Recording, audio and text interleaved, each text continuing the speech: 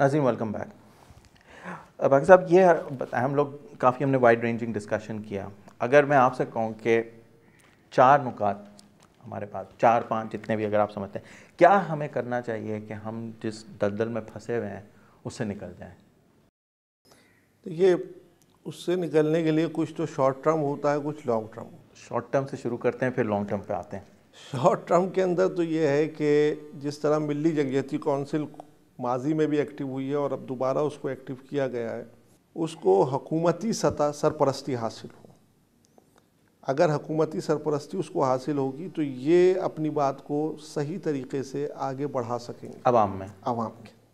یہ تو short term اس کا ہے. لانگ ٹرم کے اندر یہ ہے کہ آپ ایجوکیشن کے ریٹ کو اپ کریں، اکنامی کو اپ کریں. نمبر 2، ایجوکیشن اور اکنامی اگر اپ ہو جائے گی تو کردار خود بخود بلڈ ہو کر آئے گا. جب کردار بلڈ ہو کر آئے گا تو آپ کو منوانا نہیں پڑے گا، آپ مانے جائیں گے. لیکن اگر ہم اس پہ آ جاتے ہیں اکانومی کا، تو مطلب پچھلے 4 سال میں جو ہوا ہے وہ ڈاؤن سٹریم ہی جا رہی ہے. اور لانگ ٹرم پالیسیز ہم کو بنانا پڑیں گی اور اس میں حکومت کو بھی مطلب پیش قدمی کرنی پڑے گی اور عوام کو بھی قربانی دینی پڑے گی اس سلسلے. کیا یہ سچ بات نہیں ہے عوام تو قربانی دیتی آ رہی ہے پچھلے ماضی میں آپ نے دیکھا کہ وہ کشکول توڑو اور ملک بچاؤ مہم اپنا کشکول توڑ دیا. تو عوام نے تو کشکول توڑا لیکن جو حکمران تھے انہوں نے کشکول کو بھرا. تو عوام تو قربانی دیتی لیکن سب سے پہلے جو رہنما ہیں ان کو مخلص ہونا پڑے. سر اگر ہم ابھی دیکھیں اب جیسے پچھلے 4 سال سے پاکستان میں جمہوری عمل چل رہا ہے، لیکن جمہوریت ہمارے یہاں شاید وہ پیریوڈک الیکشنز کا ہی نام ہے، کیونکہ اس کے علاوہ جمہوریت کے جو اثرات ہیں وہ پاکستان میں تو نہیں دکھ رہے. جمہوریت ہے جب کہ آپ اس کو نیچے سے لے کر آئیں، گراس روٹ سے لے کر آئیں. یہ تو چند چہرے ہیں جو بدلتے رہیں گے اور اس ملک کے اوپر جو ہے وہ حکمرانی کرتے رہیں گے. اگر آپ نیچے سے لے کر آئیں گے، قیادت کو نیچے سے نکالیں گے تو پھر تبدیلی کی توقع کریں. لیکن اگر آپ نیچے سے نہیں لے کر آ رہے ہیں تو پھر تبدیلی کی توقع نہیں کی. تو آپ کے خیال میں یہ کیا وجہ ہے کہ جو عوام ہے وہ جانتی بھی ہے کہ ان لوگوں نے ہمارے کوئی مسائل کا حل نہیں دینا ہے، لیکن پھر بھی ان کو واپس حکمران بنا کر لے آتی ہے عوام؟ یہ کیا وجہ ہے؟ وجہ یہ ہے کہ عوام کے سامنے جو ہے عوام جو ہے وہ نیچے سے کسی قیادت کو آتا ہوا دیکھ نہیں رہی. عوام چند خاندانوں کی پولیٹکس کے اوپر، پورا ملک آپ کے سامنے ہے کہ چند خاندانوں کے اوپر جو ہے وہ پارٹیز ڈیپینڈ کر رہی ہیں. لیکن اس سسٹم کو جب آپ ختم کریں گے اور عوام کی سطح کے اوپر جو ہے وہ تبدیلی لے کر آئیں گے، اور میں دیکھ رہا ہوں کہ کوئی وقت جا رہا ہے کہ جب ایک انقلاب اس ملک کے اندر آئے گا. کس قسم کا انقلاب آپ دیکھ رہے ہیں؟ یعنی وہ انقلاب کی نوعیت ایسی ہوگی کہ جس کے اندر نچلا طبقہ جو ہے، جو صحیح معنوں کے اندر اس ملک کو بچا سکتا ہے، وہ آگے آئے گا. ابھی آپ دیکھ رہے ہیں کہ مہنگائی کس انتہا کے اوپر پہنچ گئی ہے کہ ہر دوسرا آدمی صرف 2 روٹی کے لیے اپنی تگ و دو میں لگا ہوا ہے.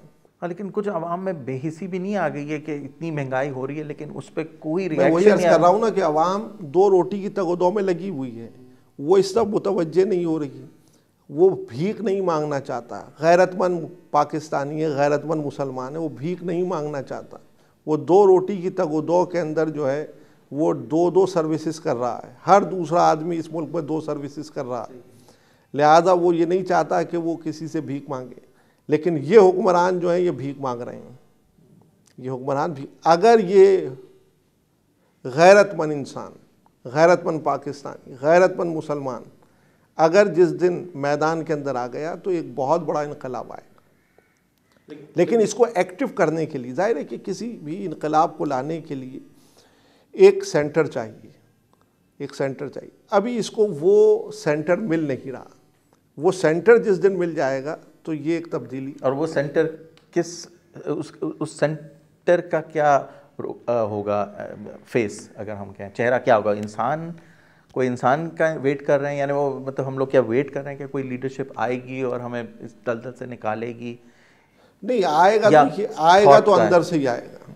آئے گا تو اندر ہی، آپ ہی کے اندر سے آئے گا، باہر سے نہیں آئے گا. جو آئے گی ریئل جو چینج آتا ہے وہ آپ کے اندر سے ہی آئے گا.